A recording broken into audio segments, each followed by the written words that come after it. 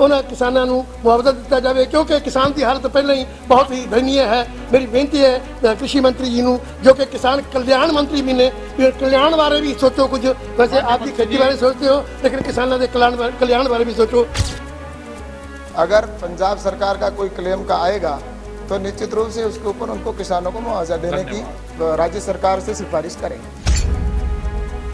जहाँ जहाँ नुकसान हुआ वहाँ एसडीआरएफ से भी अनुमति राज्यों को दी गई कि वो मुआवजा बांटें, और जहाँ राज्यों ने आग्रह किया कि टीम भेजना चाहिए वहाँ टीम भेजी भी गई है। आगे भी कभी ऐसी परिस्थिति आएगी तो जो कार्यवाही नियमानुसार होती है वो निश्चित रूप से की जाएगी। बजट सैशन के दूजे पड़ाव दौरान लोक सभा च प्रश्न काल की कार्रवाई लगातार जारी है। अजिहे च विरोधी धिरां वल्लों ਵੱਖ-ਵੱਖ मुद्दों ते सवाल किए जा रहे हैं। उत्थे ही कांग्रेस के लोक सभा मैंबर मोहम्मद सदीक ने किसानों के हक च अपनी आवाज़ बुलंद की है। इस मौके मोहम्मद सदीक ने मांग की कि जिला फाजिलका के उन किसानों को मुआवजा दिता जाए जिन्हां दी करीब 1000 एकड़ फसल टिड्डी दल ने खराब कर दी है। मोहम्मद सिद्दीकी जी।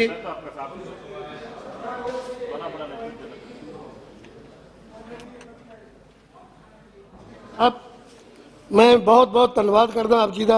आप तो धन्यवाद में तो आप तो प्रश्न पूछो सीधा। आप जी ने बोलने का मौका दिता।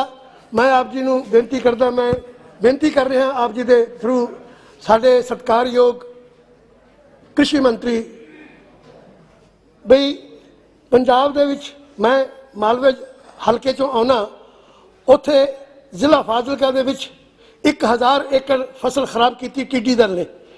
मेरी बेनती है खेती मंत्री जी को, बई उन्होंने किसानों को मुआवजा केंद्र सरकार हाले तक दे नहीं रही है, दिता है कि नहीं दिता, क्योंकि मैनू पता भी हाले दिता नहीं है।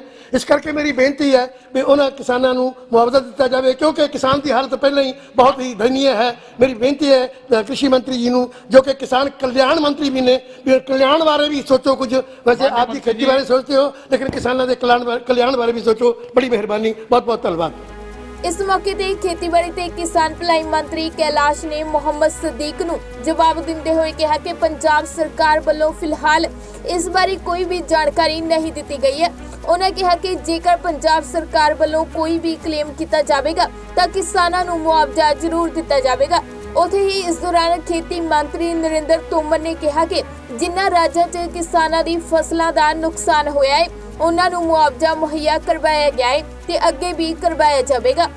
जैसा कि पंजाब का जिक्र किया है, तो जहां से राज्य सरकार की रिपोर्ट आई है और जहां गिरदावरी रिपोर्ट के अंदर किसान के फसल का नुकसान बताया गया है, तो वहां पर क्लेम स्टेट डिजास्टर फंड या नेशनल डिजास्टर फंड से दिया गया है। लेकिन पंजाब से हमारे पास में ऐसे कोई आंकड़े भी नहीं आए जिसकी वजह से वहां पर क्लेम दिया जा सके। अगर पंजाब सरकार का कोई क्लेम का आएगा तो निश्चित रूप से उसके ऊपर उनको किसानों को मुआवजा देने की राज्य सरकार से सिफारिश करेंगे। माननीय अध्यक्ष महोदय, टिड्डी से निश्चित रूप से पिछले दिनों में नुकसान की देश भर में काफ़ी खबरें आईं। पहले सामान्य तौर पर यह होता था कि पंजाब है, राजस्थान है, गुजरात है, इसी एरिया में रहती थी, लेकिन इस बार काफ़ी विस्तार था। लेकिन मुझे कहते हुए प्रसन्नता है कि सरकार ने प्राथमिक रूप से काफ़ी तैयारियां की थी और इसलिए निश्चित रूप से किसानों को बड़ी मात्रा में बचाया गया है।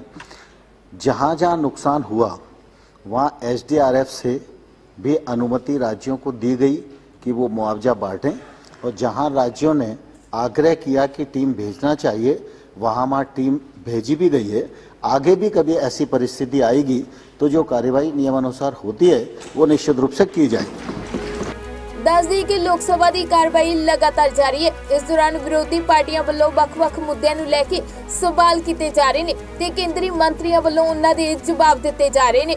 ब्यूरो रिपोर्ट पंजाबी लोक चैनल।